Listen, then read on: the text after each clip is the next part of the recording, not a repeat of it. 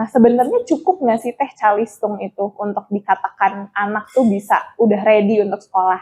Ada orang tua yang datang di usia 3 tahun lebih untuk mendaftarkan karena waiting list. Wah, Karena sekolahnya waiting list. Jadi jangan paksa anak untuk kamu latihan terus nulisnya, tapi dia aja masih kayak gini, nyiksa loh kita ke anaknya. Anak-anak yang belum sadar terhadap dirinya sendiri, ada kemungkinan mereka tuh sedikit clumsy. Oke. Clumsy itu Ceroboh. gitu. Kalau trennya sekarang adalah bilingual. Oke, jadi anak Gitu. yang bilingual belum pasti kemampuan kognitifnya matang atau gimana? Bismillahirrahmanirrahim. Assalamualaikum Ayah dan Bunda. Selamat datang di podcast Reinstall, podcast dari Sakina untuk keluarga Indonesia. Di sini Ayah dan Bunda akan kami temani untuk menanamkan kembali makna cinta dan rasa kagum kepada Allah Subhanahu wa Ta'ala dalam setiap sisi kehidupan. Di sini juga Ayah dan Bunda bisa belajar tentang banyak banget, dari ilmu parenting, ilmu child development, perkembangan anak, bahkan sampai pemberdayaan keluarga.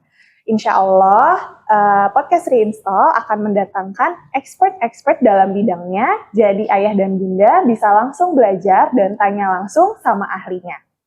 Nah, di episode pertama kali ini kita sudah kedatangan tamu yang sangat istimewa, yaitu Teh Fitri Andriani. Assalamualaikum Teh Fitri.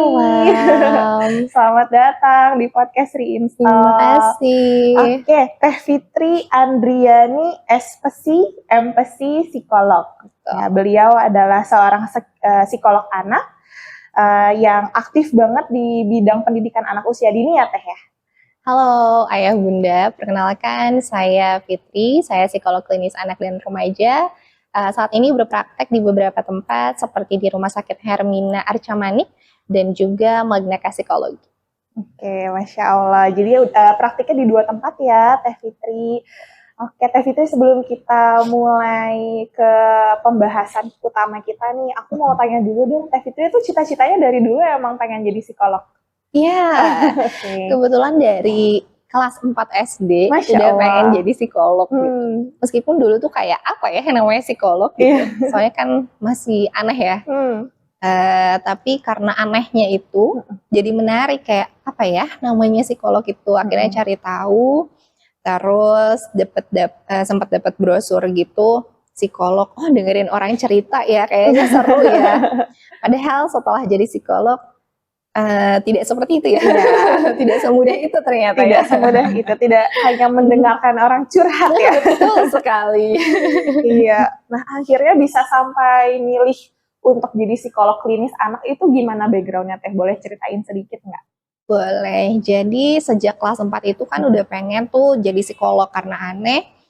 Di kelas 6 kebetulan saya ikutan bimbel. Nah, pas bimbel itu qadarullah ketemu sama mentor yang beliau adalah mapro psikolog klinis anak. Jadi banyak tuh dapat diskusi lah tentang psikolog gitu. Nah, akhirnya sejak itu ya udah mulai mencari tahu kemana ya kalau aku mau jadi psikolog. Oh, ternyata aku harus masuk jurusan IPA karena kebetulan di Unpad itu dari IPA. Oh, berarti harus masuk IPA, nanti SMA-nya, berarti nanti SMP-nya juga harus kemana gitu misalnya. Akhirnya udah disetting dari SMP, terus nanti SMA, SMA-nya IPA, dari IPA hanya ambil 1 jurusan kebetulan. Hanya pengen psikologi Unpad dan alhamdulillahnya keterima. Wah, Masya Allah. Jadi memang sudah dipupuk dari kecil ya Teh ya mimpi itu gitu. Keren banget sih, nggak semua orang sebenarnya bisa konsisten dari kelas 4 SD pengen jadi psikolog, beneran jadi psikolog gitu ya. Kalau aku pribadi sih pindah-pindah ya, mau jadi dokter dulu, nanti mau jadi pramugari.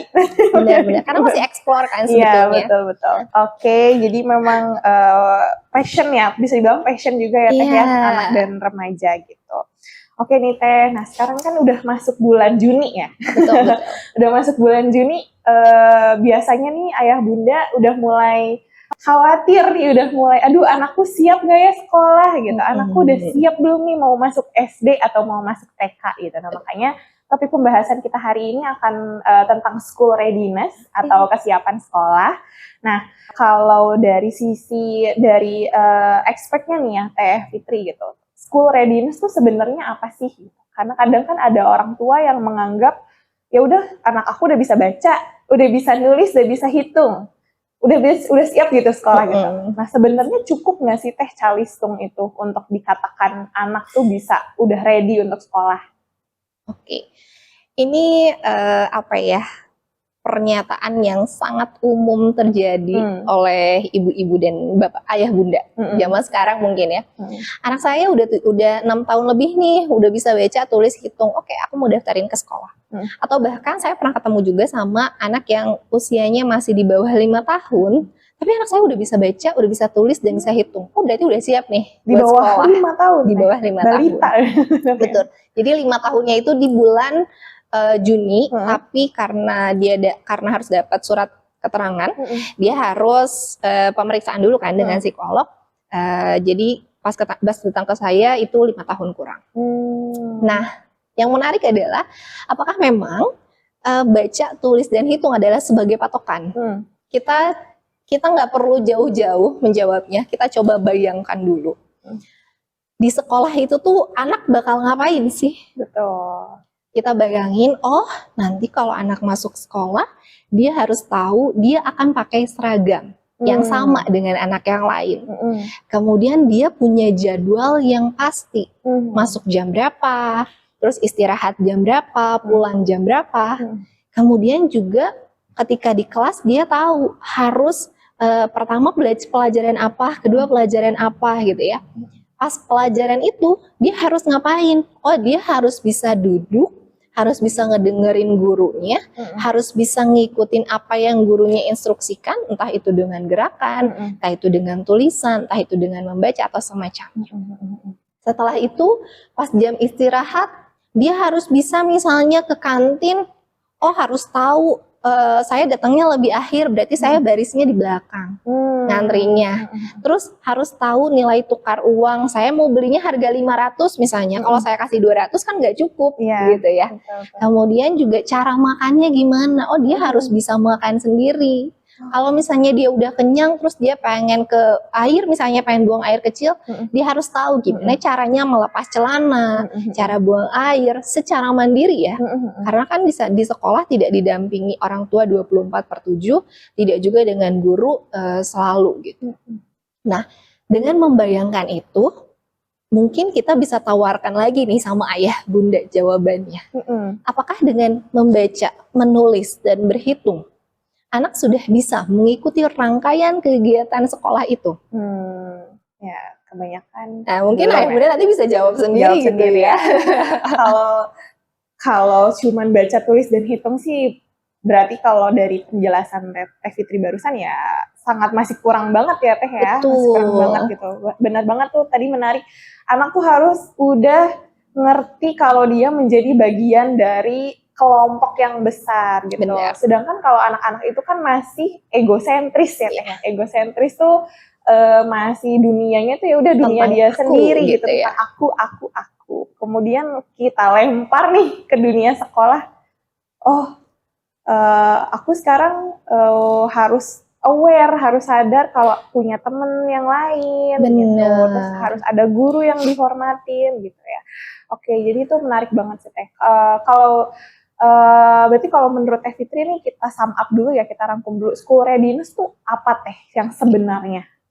Jadi kalau lihat dari tadi ya, berarti sekolah itu ibarat sebuah miniatur kehidupan yang akan dijalani anak. Dia punya tuntutan, punya aturan, terus punya cara untuk bersosialisasi, berinteraksi, dan semacamnya. Jadi kalau secara umum, school readiness atau kesiapan sekolah adalah di mana anak-anak ini memiliki kemampuan-kemampuan atau kompetensi-kompetensi dasar yang bisa mendukung dia untuk beradaptasi dengan berbagai tuntutan di sekolah dengan kondisi matang. Sesuai dengan umurnya. Sesuai dengan umurnya. Betul. Jadi matang di sini artinya sesuai dengan umurnya. Oke. Aku mau ke topik itu dulu nih Teh.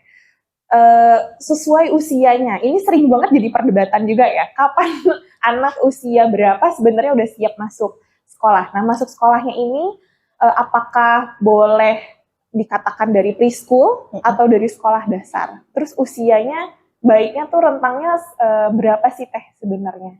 Oke. Kalau definisi sekolah itu diangkat dengan sekolah formal. Oke. Sekolah formal ya. Jadi kalau TK, PG PAUD, kelas sensori dan semacamnya itu tidak termasuk dengan sekolah formal. Karena prinsipnya mereka adalah bermain. Oke. Jadi preschool itu belum sekolah belum ya? sekolah. Kan namanya juga preschool ya, prasekolah. Betul. Jadi mereka itu adalah ancang-ancang lah ya, atau persiapan untuk masuk ke sekolah formal. Karena di sana mereka akan distimulasi gimana caranya berkelompok, tapi tetap fokusnya pada perkembangan. Tapi kalau di sekolah formal, mereka sudah punya tuntutan tersendiri.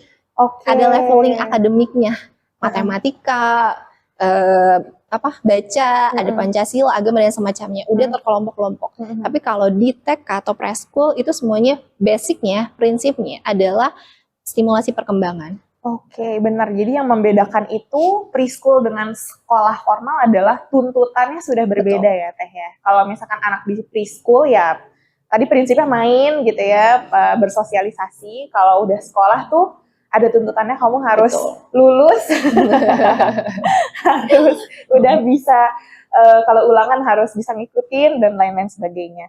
Oke, nah berarti kalau matang secara usia, matang untuk masuk SD, kalau sekolah formal berarti dihitungnya dari SD ya Teh? Iya, betul. Oke, itu matangnya tuh sebenarnya dari usia berapa Teh? Kalau secara psikologi, dari ilmu psikologinya. Nah, kalau kita lihat kematangan, sebetulnya nggak akan terpaku pada usia berapa. Apakah anak usia 7 tahun sudah pasti matang dan bisa sekolah? Mostly iya, tapi nggak semuanya. Ada juga anak-anak yang di bawah usia 7 tahun, misalnya 6 tahun atau bahkan 5 tahun, dia sudah matang. Oh iya? Ada. 5 tahun udah ada yang matang Teh?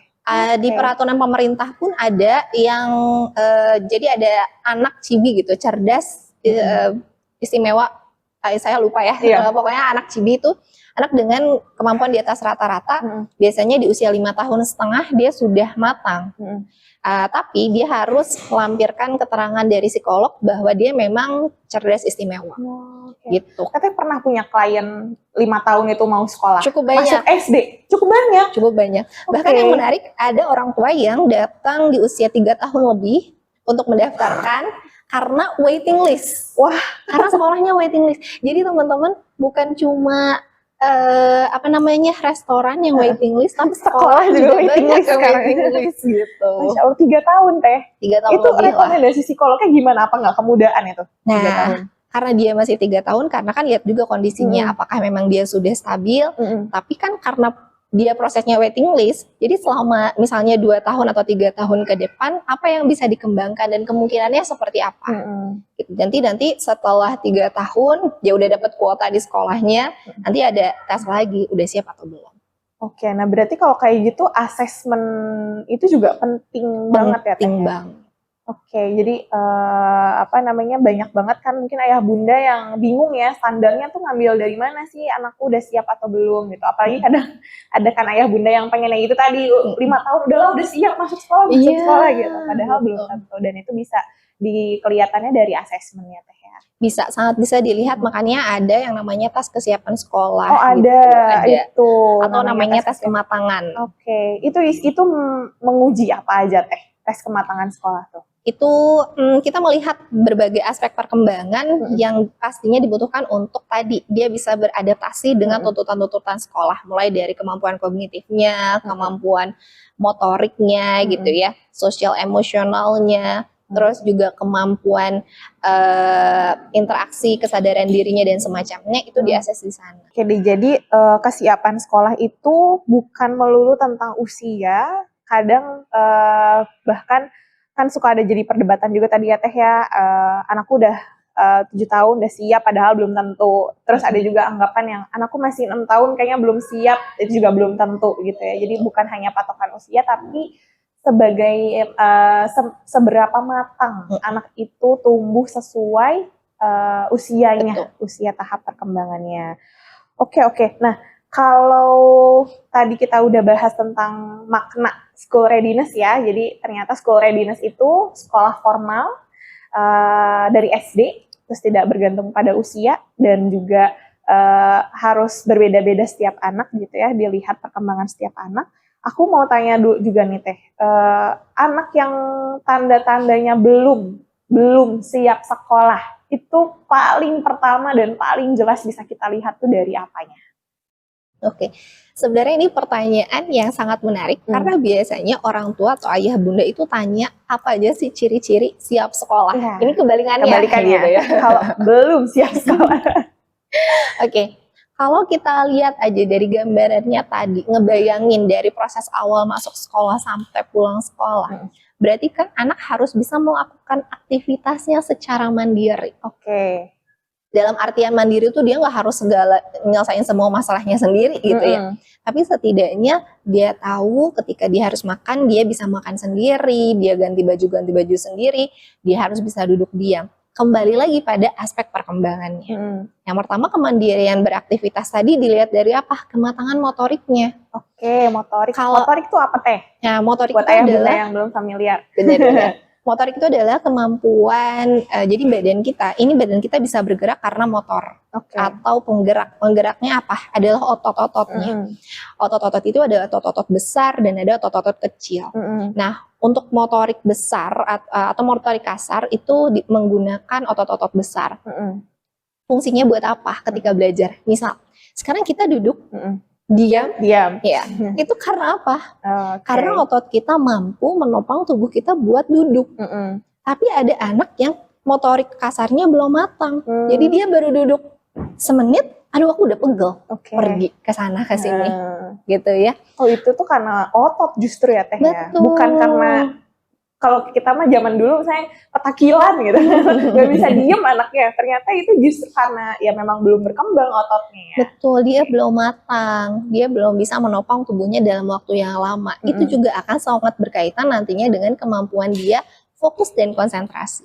Buat anak-anak yang tadi belum matang duduknya, kebayang nggak baru 1 menit, boro-boro dia akan bisa fokus gitu sama pelajaran. Yang ada nanti dia akan pergi-pergi, muter-muterin kelas. Makanya nggak jarang, kalau tadi patokannya kesiapan sekolah adalah baca, tulis, dan hitung, banyak yang akhirnya di kelas 3, kelas 4, guru mengeluhkan, ini anak nggak bisa diem di kelas, gangguin terus teman-temannya di kelas, akhirnya dia nggak fokus dan semacamnya. Kita balik lagi ke awal tadi, motoriknya sudah matang atau belum? Selain tadi motorik kasar, ada juga motorik halus. Dia sudah bisa belum menggunakan jari-jari mungilnya untuk aktivitas mandiri.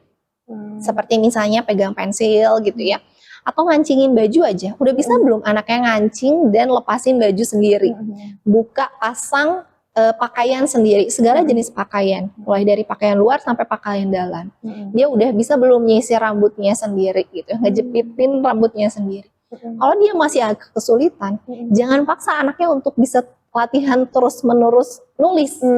Karena untuk aktivitas sehari-hari aja dia masih susah.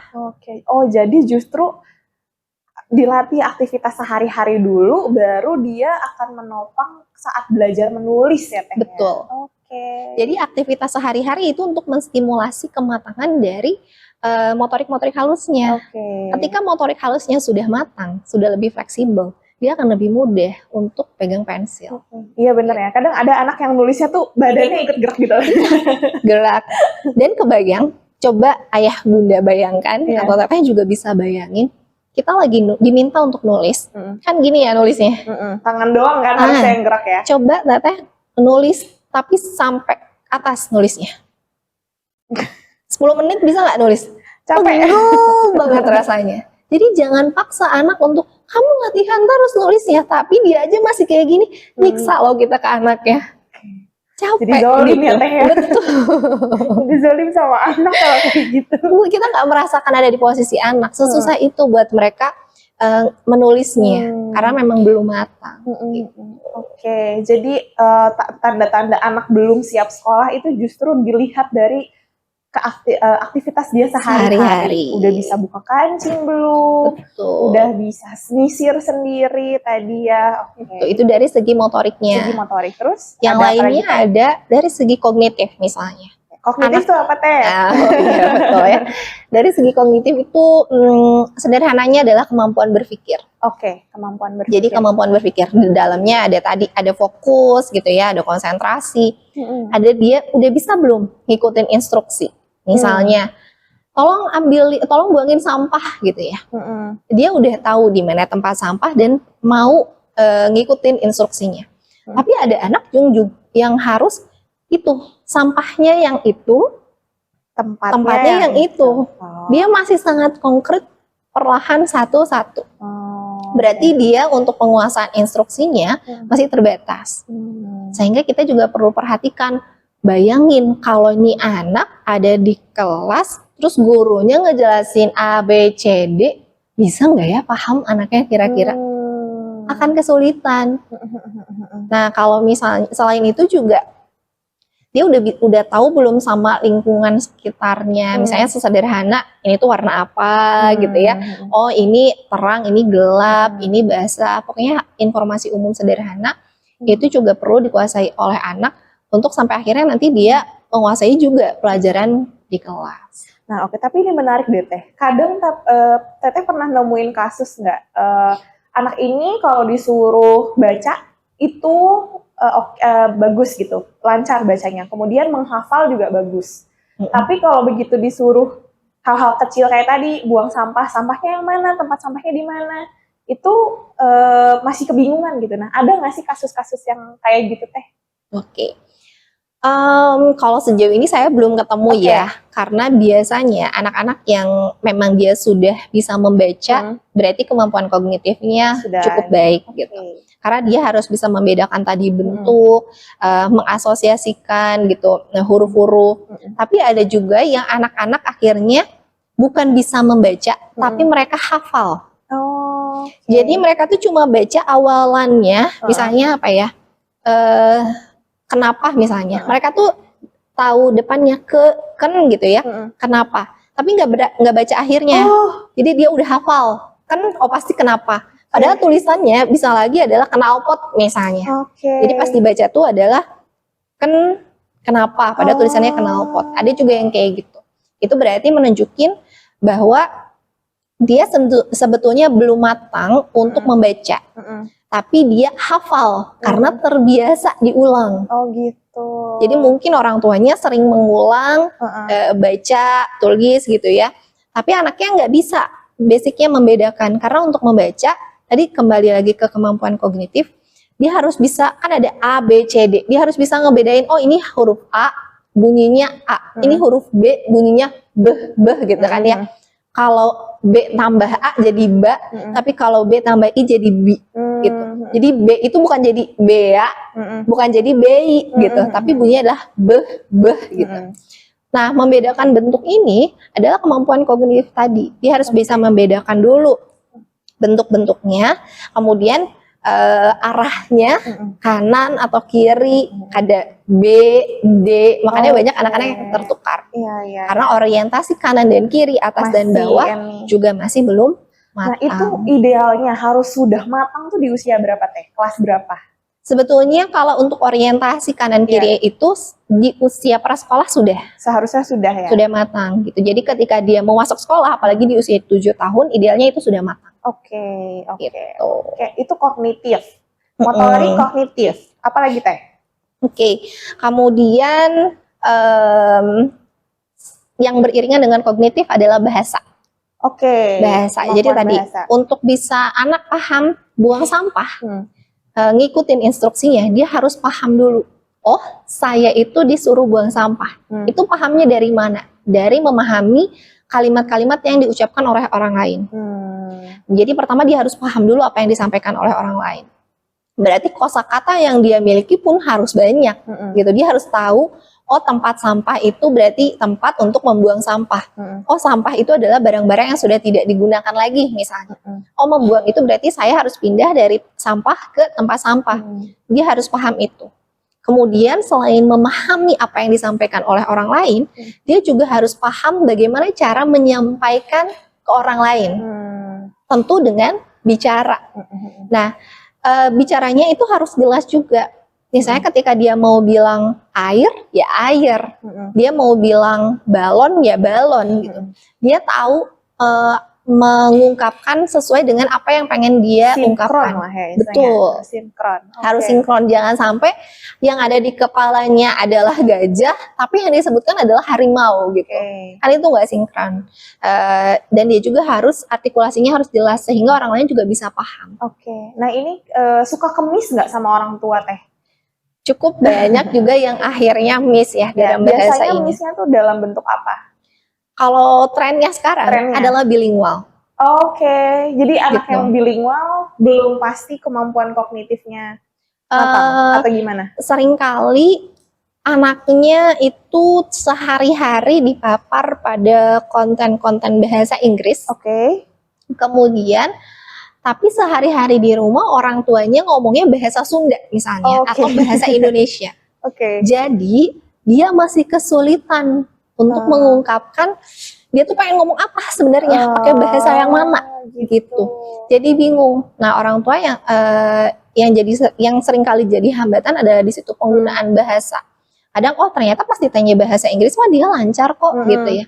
Tapi ada juga kebalikannya. Ada orang tua yang aku pengen anaknya tuh bilingual sehingga aku pilih sekolah yang internasional. Tapi dia nggak pernah dipapar dengan bahasa-bahasa internasional. Misalnya sehari-harinya bahasa Indonesia atau bahasa Sunda gitu. Kebayang ketika di sekolah dia akan butuh waktu lebih lama untuk proses adaptasi menggunakan bahasa internasional itu. Jadi penggunaan jenis bahasa yang seringkali tidak diindahkan gitu oleh ayah bunda ketika mempersiapkan anaknya sekolah. Oke deh Teh. Jadi motorik, kognitif, bahasa juga masuk ke kognitif. Ada lagi Teh? Nah, yang terakhir adalah yang cukup sering dikeluhkan adalah sosial emosional. Sosial emosional. Nah, anak-anak yang tadi kebayang di sekolah, dia kan nggak bisa sendiri ya. Ketika di kelas dia pasti ada temennya. Ketika ngantri di kantin dia pasti akan ada temennya. Ketika diajarin guru ada gurunya. Belum lagi bersenggolan ketika olahraga pasti ada orang lain. Pasti anak akan berinteraksi dengan lingkungan sosialnya. Dan di sini dia membutuhkan pemahaman gimana caranya saya berkomunikasi dengan teman sebaya, dengan ibu guru dan dengan kakak kelas gitu ya. Kalau nanti dia naik tingkat dengan adik tingkat, dia harus paham gimana caranya. Dan itu diawali dengan kesadaran terhadap dirinya sendiri. Saya sadar nggak ya terhadap diri saya, terhadap tubuh saya. Ketika dia sudah sadar, dia akan lebih mudah untuk mengendalikan emosinya. Nah itu gimana cara bedainnya? Anak tuh sudah sadar atau belum, itu gimana cara ngelihatnya Teh?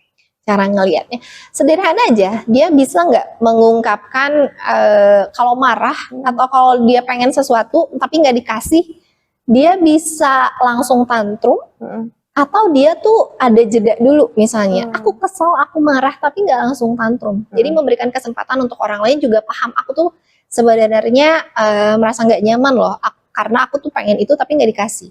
Nah itu sangat berkaitan dengan kemampuan kognitif dan juga bahasa. Jadi masing-masing aspek ini nggak bisa terpisah satu-satu, tapi semuanya saling berkaitan satu sama lain. Jadi nggak bisa cuman dilihat motoriknya udah siap tapi emosionalnya belum gitu ya. Harus semuanya harus dicek gitu dicek ya? Saling berkaitan. Misalnya tadi motorik sama emosi apa hubungannya misalnya?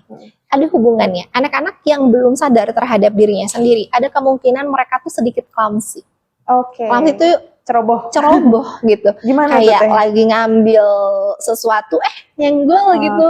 Itu sering banget tapi ya kejadiannya. Betul. Atau lagi lari dia kesandung sama kaki sendiri gitu. Coba mungkin bisa diamati anak-anak yang masih lebih clumsy dibandingkan anak-anak yang lain yang lebih stabil, emosinya juga kurang stabil. Jadi ada korelasinya ya, ada hubungannya ya. Kecerobohan anak dengan kematangan emosionalnya. Betul, karena tadi kematangan emosional berawal dari kesadaran diri. Anak-anak yang tadi masih kurang kesadaran dirinya akan kemungkinan mengalami clumsy tadi. Akibatnya nih Teh, kalau misalnya 4 ya berarti ya, 4 aspek ini ada satu yang atau ya ada yang nggak siap gitu. Akibatnya apa untuk anak kalau dipaksa tetap masuk sekolah? Kita bayangkan aja situasi di sekolah. Kalau tadi motoriknya belum matang, gitu ya. Mm-mm. Dia duduknya belum bisa. Berarti dalam waktu dia misalnya anggaplah 2 jam harus duduk, dia 1 menit aja nggak bisa. Pasti dia pergi ke sana, pergi ke sini, ngapain? Ganggu temennya, lari-lari sana sini, di kelas nggak akan kondusif, dia juga nggak akan paham apa yang disampaikan guru. Jadi ngaruhnya sama berbagai aspek. Oke, wah jadi ini penting banget ya untuk ayah bunda ya, kalau mau mempersiapkan anaknya untuk sekolah harus dilihat 4 aspek tadi, motorik, kemudian kognitif, dan itu berkaitan langsung dengan bahasa, dan juga sosial emosionalnya gitu. Oke, kalau dari Teh Fitri sendiri nih, dari klien yang udah Teh Fitri temukan, apa sih misperception atau misunderstanding, kesalahpahaman yang sering banget dialami oleh orang tua tentang kesiapan anak sekolah? Selain tadi calistung. Yang paling banyak memang tadi calistung, tapi tadi kita sudah bayangkan kan gimana kenapa akhirnya si calistung ini tidak jadi patokan utama. Dan di tahun ini juga ada keluar peraturan baru dari pemerintah bahwa tidak dijadikan kriteria utama untuk masuk sekolah dasar, dan saya sangat setuju dengan itu. Itu udah ada peraturannya? Udah ada. Peraturan di baru peraturan ya? Permendikbudrisdem nomor 3 tahun 2025 ini. Baru. Ini jadi catatan banget buat ayah bunda ya. Ada peraturan baru dari pemerintah, masuk SD bukan hanya calistung. Jadi bukan syarat utama untuk masuk sekolah si calistung ini. Itu yang pertama, yang sering banget adalah si calistung memang. Yang kedua adalah karena tadi fokusnya ke calistung, akhirnya tidak ada persiapan mematangkan aspek-aspek yang lain. Tidak mematangkan kemampuan motoriknya, kemampuan sosialnya gitu, bahasanya. Dan seolah misalnya nanti anaknya nggak bisa diem nih gitu ya, anaknya masih sering marah-marah gitu, masih sulit diatur. Ya udah, nanti juga setelah di sekolah dia bisa lebih tanda kutip dewasa. Jadi seolah mengandalkan sekolah.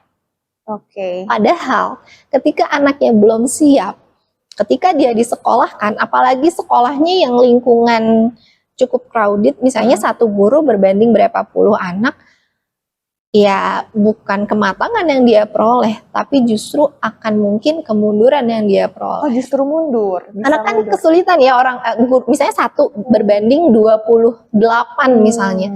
Kebayang orang tuanya aja yang satu berbanding satu, masih kesulitan. Sulit untuk menstimulasi anaknya, apalagi guru yang satu berbanding 28. Jadi biasanya anak-anak yang dengan tanda kutip ada masalah atau ada kesulitan dalam proses belajar tapi orang tuanya kekeh mau dimasukin, biasanya harus pakai guru pendamping biar bisa one on one. Dan itu pun harus menyesuaikan sama kebijakan sekolah, tidak semua sekolah seperti itu. Gitu. Ya jadi yes. Banyak banget mungkin trennya ayah bunda salah paham bahwa ya udahlah anakku biar dia lebih mandiri udah sekolahin aja gitu. Padahal kalau di rumahnya saja belum selesai tugas-tugas perkembangannya, kalau dipaksa ke sekolah justru tadi potensinya malah mengalami kemunduran ya Teh ya. Bukan justru menjadi solusi, malah nambah masalah. Betul. Yang biasanya ada keluhan-keluhan baru lah. Jadi anaknya, ini anaknya nggak bisa diem, hiperaktif dan semacamnya. Gitu. Ini ada real life case-nya nggak Teh? Ada kasus nyatanya nggak? Boleh diceritain? Salah satunya. Kalau kasusnya itu banyak, cukup banyak. Tapi biasanya tidak datang di usia awal sekolah. Justru yang datang ke psikolog biasanya di usia pertengahan sekolah. Usia berapa tuh? Kelas 3, kelas 4 gitu ya, udah jalan ya. Karena tadi di awalnya belum matang, dia terus naik kelas dengan tuntutannya, tapi tubuhnya aja belum matang. Kesiapan sekolahnya belum benar-benar matang. Jadi dia terus kesulitan. Kebayang kalau misalnya kita sedang mengalami misalnya kita nggak enak badan, terus kita lagi demam dan semacamnya, tapi kita dituntut untuk melakukan beberapa aktivitas yang cukup banyak. Rasanya gimana sih? Nggak nyaman. Dan kadang kalau misalnya lagi ada masalah dikit, kita jadi lebih sensitif, jadi pengennya marah-marah, teriak atau semacamnya gitu ya, atau justru malah menarik diri dari tugas tersebut. Sama dengan anaknya tadi. Ketika badannya, ketika dirinya belum matang, diberikan berbagai tuntutan, kecenderungannya ada dua, dia akan jadi rebel atau menarik diri. Rebel itu dalam tanda kutip nakal. Iya, Oke. yang kata gurunya nakal gitu ya. Padahal dia belum matang untuk belajar. Belum siap untuk belajar ya. Oh, jadi justru banyak kasusnya di real life-nya itu orang tua itu ke psikolog pas anaknya udah usia kelas 3, kelas 4 SD ya? Iya, dan biasanya itu keluhannya dari guru. Keluhannya dari guru, lapor ke orang tua, anaknya gini, terus baru diantar ke psikolog gitu ya? Iya. Oke, jadi untuk mencegahnya tadi ya harus benar-benar dilihat ayah bunda 4 aspek tadi, motorik, kognitif, bahasa, dan juga sosial emosionalnya. Kalau udah terlanjur misalnya ayah bunda di sini ada yang udah punya anaknya udah kelas 3, kelas 4 SD dan mengalami apa yang tadi diomongin sama Teh Fitri. Kalau sudah terlanjur, solusinya seperti apa Teh? Kalau misalnya tadi sudah terlanjur dapat keluhan dan semacamnya, ya kita sebetulnya tidak perlu berkecil hati ya. Kita perlu memahami dulu apa yang sebetulnya kesulitan atau kekurangan pada anaknya. Dengan cara apa? Tentu dengan cara di assessment. Kalau misalnya orang tua bisa mengamati lebih detail, oh ternyata anaknya kayaknya kurangnya di aspek ini nih. Silahkan disimulasi secara konsisten di rumah. Tapi misalnya gimana Teh? Kalau misalnya, oh kayaknya dia belum bisa fokus deh gitu ya. Tapi fokusnya tuh karena apa ya? Oh karena nggak bisa diem ketika di kelas, dia pergi-pergi terus lari-lari. Kalau orang tuanya mungkin belajar ilmu psikologi, nggak fokusnya berarti karena dia belum matang kah motoriknya, atau karena rentang perhatiannya rendah gitu. Oh ya udah dikasih aja latihan di rumah, misalnya latihan motorik gitu ya, olahraganya diperbanyak, terus latihan beberapa permainan-permainan edukatif misalnya, atau memperbanyak baca buku dan semacamnya. Itu bisa dilakukan di rumah. Tapi mostly orang tua juga kesulitan untuk paham, ini anak saya kenapa? Betul, karena nggak semua orang tua punya ilmu psikologinya kan Teh. Betul, disitulah perannya psikolog dan juga dokter anak. Jadi nanti bisa konsultasi dengan psikolog untuk dilakukan asesmen lebih lanjut untuk penanganannya, atau juga dengan dokter anak. Biasanya kita kolaborasi. Oke, jadi nggak apa-apa ya kalaupun udah terlanjur. Jangan berkecil hati tadi ayah bunda, kata Teh Fitri. Anak itu memang seperti spons kan ya Teh ya, gampang menyerap. Jadi istilahnya mah bukan akhir dari segalanya lah. Kalaupun udah terlanjur gitu. Apalagi masih anak-anak, masih bisa kesempatan untuk berubahnya masih banyak banget. Besar sekali. Gitu. Tips praktis dari Teh Fitri untuk ayah bunda untuk mempersiapkan anaknya supaya siap masuk sekolah di bulan Juli nanti ya, 1 bulan dari sekarang. Cukup pendek ya waktunya. Ya, dalam waktu yang pendek ini ada tips praktis apa dari psikolog anak untuk ayah bunda? Oke, sederhana dan murah. Optimalisasi aktivitas sehari-hari dengan sepenuh hati. Itu aktivitas yang sehari-hari kita lakukan, tapi seringkali kita mengabaikan. Sederhana misalnya anaknya dari bangun tidur, udah punya belum jadwal bangun dan jadwal tidurnya? Udah tahu belum apa yang harus anak lakukan ketika bangun tidur? Udah bisa belum beresin kasurnya? Udah bisa belum ganti bajunya sendiri? Udah bisa belum mandi sendiri? Kita berikan tanggung jawab sederhana pada anak untuk melakukannya secara mandiri. Jangan sampai kita membatasi anak karena standar kita sebagai orang tua. Benar. Udah sini aja mama yang bantuin, karena belum bersih. Kapan bersihnya kalau anak tidak dilatih? Betul. Ya, sering udah sini sama gitu. Mama aja, sama papa aja gitu. Bener ya. Pakai baju nggak bener, gimana sama mama aja gitu. Betul. Kalau misalnya lagi ngiket tali sepatu, orang tuanya udah siap-siap, aduh kamu lama banget sih, udah pakein aja. Gitu. Padahal anaknya sedang berproses.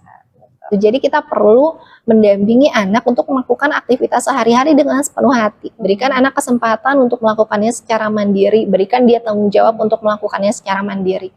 Dan libatkan dia dalam aktivitas sehari-hari di rumah. Misal, kita sebagai orang tua punya usaha kue misalnya di rumah. Kan kita bikin kue misalnya. Ya kita ajak aja anaknya.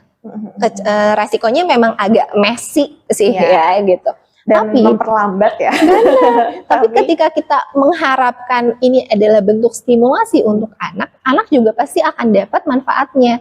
Dari tadi Segi motoriknya, oh dia nuangin tepung udah bisa belum? Itu kan melatih dia mengkoordinasikan gerakan tubuhnya, gerakan kanan, gerakan ke kiri. Mungkin gak dipahami orang tua, itu bermanfaat untuk kemampuan menulis nanti. Dia harus bisa membedakan dari kiri ke kanan, balik lagi nanti membaca dari kiri ke kanan. Terus misalnya mengolah adonan gitu, itu kan motorik halusnya dia latih. Untuk Kadang kemampuan ada nanti. ibu-ibu, aduh kotor. Itu, jadi kita perlu membantu anak untuk melibatkan. Selain dari motoriknya tadi dilatih, kemampuan sosial dan emosi juga secara nggak sadar atau secara nggak langsung itu dilatih. Anak belajar bagaimana caranya mengendalikan emosi ketika aduh gagal terus nih numpahin tepungnya. Oke, nggak apa-apa, kita coba lagi. Tergantung respon dari orang tuanya juga tentunya. Kalau orang tuanya mengambil alih dan akhirnya dengan nada tinggi, anak juga belajar untuk ya udah aku menyerah aja. Tapi kalau orang tuanya memberikan ketenangan, gak apa-apa, dikasih kesempatan lagi, anak akan belajar untuk tidak menyerah. Meskipun agak akan kesulitan, tapi anak belajar untuk tidak menyerah. Jadi itu berkaitan dengan pengendalian diri, pengendalian emosi. Di samping itu, ketika kita melakukan aktivitasnya, pasti ada interaksi. Kemampuan berbicara dilatih, kemampuan berbahasa dilatih.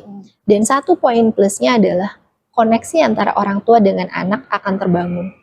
Oh, itu penting banget ya Teh. Betul. Ketika kita nggak punya koneksi sama anak, di usia berikutnya ketika anak melakukan kesalahan, kita akan sulit untuk mengkoreksi kesalahan anak. Betul. Kenapa ya Teh bisa kayak gitu Teh? Kalau tanya kenapa, kita hayati aja sebagai diri kita. Ketika misalnya ada sahabat kita yang kita udah deket banget sama dia, terus dia bilang, kayaknya lo hari ini pakaiannya agak mencolok deh, kayaknya ganti deh misalnya. Kita akan lebih mudah menerima, oh iya ya, kayaknya agak aneh di pakaian hari ini. Karena tapi sahabat kita yang sahabat ngomong. kita tahu, oh dia tuh akan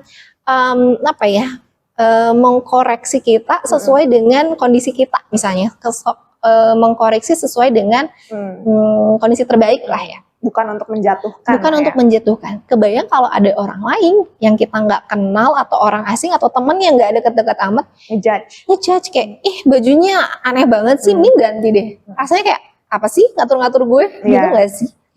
Ibaratnya itu anak dengan orang tua. Kalau kita punya koneksi kayak tadi, akan lebih mudah untuk kita mengkoreksi karena kita paham gimana cara mengkomunikasikannya, gimana kebutuhan anaknya. Tapi kalau kita nggak punya koreksi, kesannya kita jadi orang tua yang VOC. Oke, VOC ya. Oke. Terus jadi benar untuk tips praktis dari psikolognya itu libatkan anak dalam kehidupan sehari-hari ya Teh ya. Betul. Terutama untuk kebutuhan-kebutuhan dasar kayak harus sudah bisa mandi sendiri, harus sudah bisa ke kamar mandi sendiri, pipi sendiri, pup sendiri gitu ya. Dan udah bisa ngomong gitu ke orang tuanya dia perlu apa. Dan orang tuanya juga jangan sampai tadi standar orang tuanya ketinggian gitu ya. Betul yang banget. namanya untuk anak-anak biarkan mereka tetap belajar sesuai dengan usianya. Kalau misalnya ternyata orang tuanya saya punya banyak keterbatasan waktu dan semacamnya untuk melibatkan anak secara langsung, ya it's okay. Kita misalnya memanfaatkan preschool gitu ya, TK atau kelas stimulasi dan semacamnya. Tapi untuk tetap membangun koneksi, kita juga bisa menggunakan media-media yang penting ya, kayak misalnya membacakan buku dengan anak. Sebelum tidur, itu penting banget buat bantu anak menenangkan diri. Jadi ada fase dari aktif gitu ya, menurunkan diri ke tenang, itu dengan membaca buku. Nah, pilih buku-buku yang memang sesuai dengan tadi harapan kita, pengen melatih kemandirian anak, ya berikan buku tentang kemandirian. Mungkin di Sakinah. Iya, betul banget. Ini kita di Sakinah ada buku tentang buku cerita yang dimana anak ini memang menjadi pemeran utamanya gitu. Jadi kita ada buku tentang tadi kenapa harus mandi sendiri, kenapa perlu ke kamar mandi sendiri gitu ya, pipi sendiri, pup sendiri. Itu juga merupakan cara yang bagus juga berarti ya. Betul. Untuk sebelum tidur berarti. Ya, kalau misalnya orang tuanya baiknya kan sebelum tidur ya. Jadi fase sebelum dia lelap Dari aktif itu ada bridgingnya Ada lah bridgingnya. ya gitu ya, udah tenang, itu kan di fase tenang bisa lebih ada membangun koneksi, proses belajarnya juga lebih efektif. Tapi kalau ternyata orang tuanya nggak punya waktu di malam hari, adanya siang hari, ya nggak apa-apa, kita ciptakan baca bukunya di siang hari bersama. Oke, jadi untuk membangun koneksi itu penting banget ya Teh ya. Pesan apa sih yang mau Teh Fitri sampaikan nih ke ayah bunda yang lagi nonton podcast Reinstall ini tentang kesiapan sekolah, dan pesan yang mau Teh Fitri sampaikan, apa yang harus disiapkan oleh ayah dan bunda gitu tentang kesiapan sekolah. Oke, kalau tentang kesiapan sekolah itu bukan hanya tentang baca, tulis, dan hitung, melainkan sebuah miniatur kehidupan di mana dia harus punya bekal untuk menghadapi kehidupan tersebut. Bekal itu dia bisa dapat dari mana? Dia dapatkan dari rumah, dengan kehadiran keluarga dan orang tua dalam bentuk stimulasi yang sesuai dengan perkembangannya. Jadi kalau kita pengen memberikan bekal yang optimal, maka kita juga harus mengoptimalkan waktu dan proses ketika kita bersama dengan anak. Itu sih kurang lebih. Oke, wah Masya Allah, terima kasih banyak Teh Fitri sudah meluangkan waktunya untuk menjadi tamu di podcast Reinstall. Sangat bermanfaat sekali ilmu yang dibagikan. Aku pribadi jadi banyak belajar juga. Aku mewakili ayah bunda ya yang mau banyak belajar dan punya banyak kekhawatiran tentang kesiapan sekolah anak karena banyak banget informasi berseliweran ya, apalagi di medsos gitu juga. Insya Allah dengan kita hadirkan Teh Fitri di podcast Reinstall ini, ayah bunda jadi punya satu sumber resource yang terpercaya langsung dari expertnya, langsung dari ahlinya, dan menjawab kekhawatiran ayah bunda gitu. Nah kalau misalkan ayah bunda butuh konsultasi tentang anak dan remajanya nih, Teh Fitri boleh kemana nih ayah bunda? Kalau untuk konsultasi bisa langsung datang ke Hermina Arca Manik atau ke Magnaka Psikologi. Oke, langsung ketemu oleh Teh Fitrinya. Sampai ketemu. Oke deh, terima kasih banyak Teh Fitri. Sama, terima kasih juga sudah dikasih kesempatan untuk join bareng sama Sakin. Bagi ayah bunda yang ingin memiliki sumber bahan buku bacaan untuk anak yang bisa melatih kemandiriannya untuk siap sekolah, Sakina memiliki buku seri Aku Anak Mandiri yang di dalamnya terdapat 5 buku nih ayah bunda. Kenapa aku perlu mandi sendiri? Kenapa aku perlu pipi sendiri? Kenapa aku perlu pup sendiri?